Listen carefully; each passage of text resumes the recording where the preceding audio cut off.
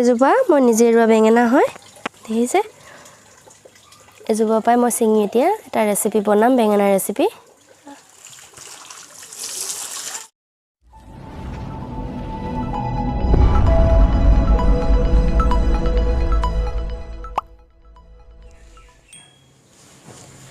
নমস্কাৰ বন্ধু বান্ধৱীসকল ৰাজশ্ৰী দুৱাৰি কিটচেনলৈ আপোনালোকক স্বাগতম জনাইছোঁ আজি মই আপোনালোকলৈ তেনে এটা সহজ ৰেচিপি লৈ আহিলোঁ দৈৰে বনোৱা এটা বেঙেনা ৰেচিপি মই সৰু বেঙেনাবিধ লৈছোঁ আপোনালোকে মধ্যমীয়া আকাৰৰ বেঙেনাও ল'ব পাৰিব আৰু আগে মই এই বেঙেনাখিনি ধুই ল'লোঁ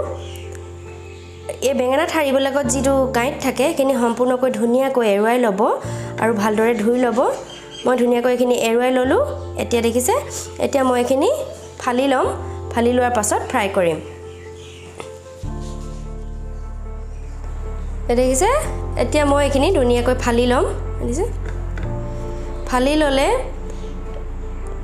তেলটো ভিতৰত সোমাই যাব সোমাই গ'লে ভাল হয় দেখিছে এনেদৰে গোটেইখিনি ফালি ল'ব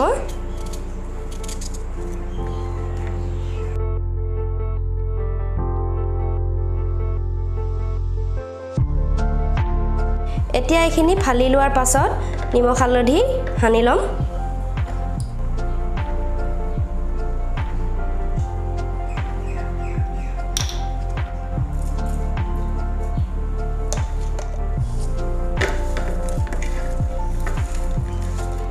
এনেদৰে ভালদৰে সানি ল'ব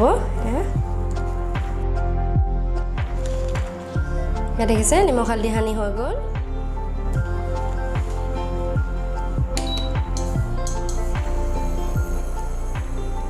এতিয়া কেৰাহীখন গৰম হোৱাৰ পাছত তেল 100 গ্ৰাম দি দিছোঁ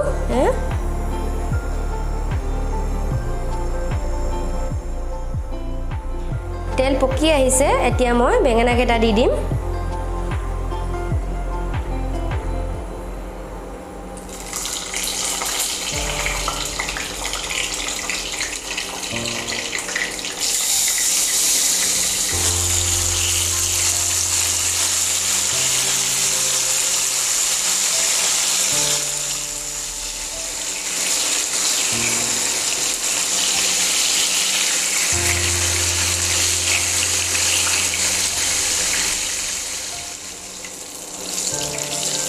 হৈ গ'ল বেঙেনাখিনি হাফ ফ্ৰাই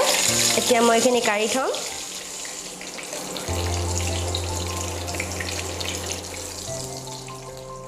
এতিয়া মই বেঙেনা দৈৰ গ্ৰেভিটো বনাবৰ কাৰণে দুটা ডাঙৰ সাইজৰ পিয়াজ পেষ্ট বনাই ল'লোঁ এয়া আৰু এয়া 4টা সৰু আকাৰৰ বিলাহী লৈ লৈছোঁ পেষ্ট বনাই লৈছোঁ এয়াও এফালে লৈ লৈছোঁ দৈ 5 চামুচ এনেকুৱা ডাঙৰ টেবুল চামুচেৰে 5 চামুচ লৈ লৈছোঁ মই এফালে মছলাখিনি একে লগতে লৈ লৈছোঁ ৰং জলকীয়া 1 চামুচ লৈছোঁ আৰু আপোনালোকে যদি জ্বলা কম খায় তেনেহ'লে কমকৈ ল'ব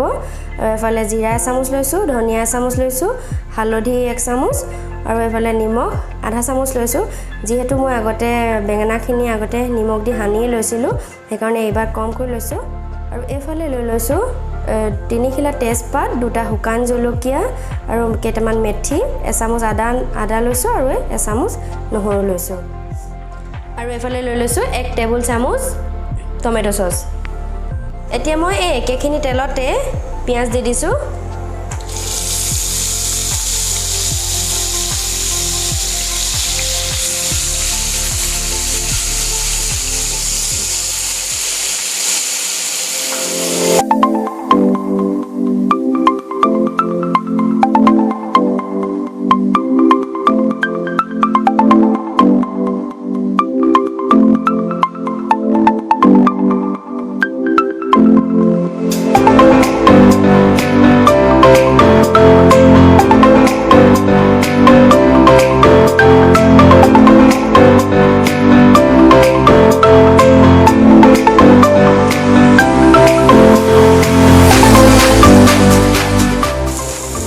এতিয়া দি দিছোঁ গোটেই মছলাখিনি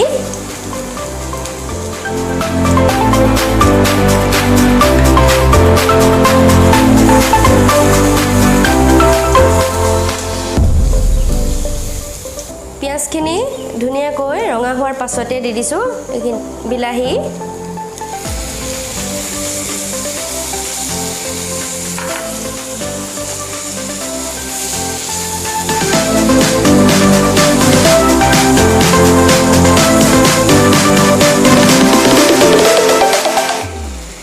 যেতিয়া বিলাহীখিনি সিজি পিনে ইয়াৰ পানীটো শুকাই যাব তেতিয়াই দৈখিনি দিব লাগিব দেখিছে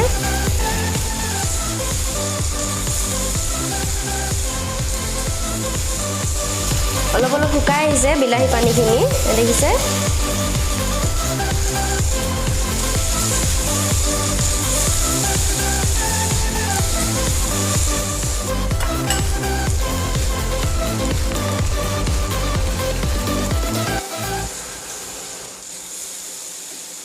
দৈ দি অলপ লৰাই থাকিব এনেদৰে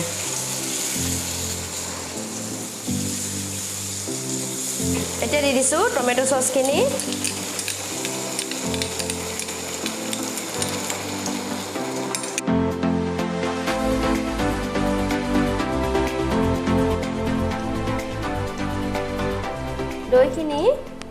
দৈখিনি মিহলি হোৱাৰ পাছত মই এতিয়া অলপ গৰম পানী দি দিম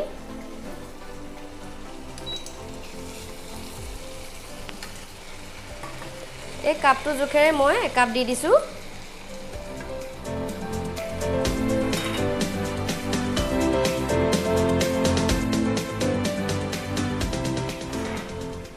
পানীখিনি দি উতলোৱাৰ পাছতে এতিয়া এই বেঙেনা ফ্ৰাইখিনি দি দিম এটা এটাকৈ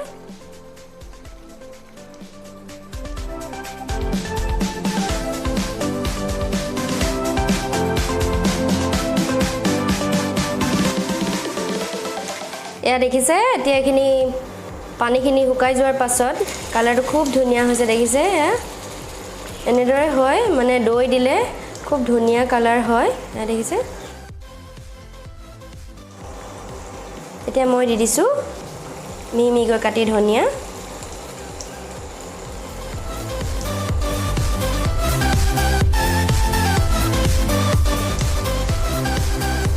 এতিয়া এইখিনি মই নমাই থম এয়া আপোনালোকৰ আগত মোৰ দৈ দিয়া বেঙেনা ৰেচিপি ৰেডি কেনেকুৱা পালে নিশ্চয় ভালে পালে আৰু বনাব আপোনালোকেও আৰু মোক যদি ভাল পালে ভিডিওটো মোক লাইক কমেন্ট কৰিব লগতে নতুন সকলে সাবস্ক্ৰাইব কৰি দিব আজিলৈ আহো ধন্যবাদ